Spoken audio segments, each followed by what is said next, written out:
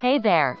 Today, we're diving into the exciting world of SolidWorks and how it can be used for mechanical design, specifically for a V8 engine.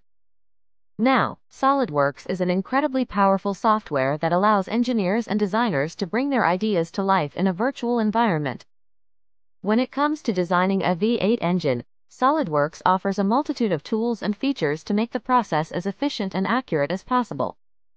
You can start by creating 3D models of each component, such as the pistons, cylinders, valves, crankshaft, and camshaft.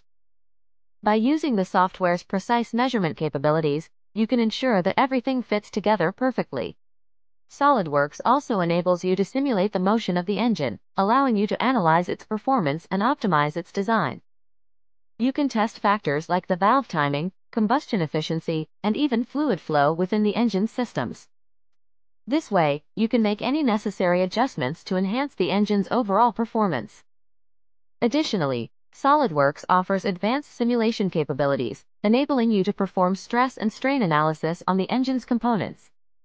By applying real-world conditions and forces, you can identify potential weaknesses or points of failure, which allows you to make design enhancements for increased reliability.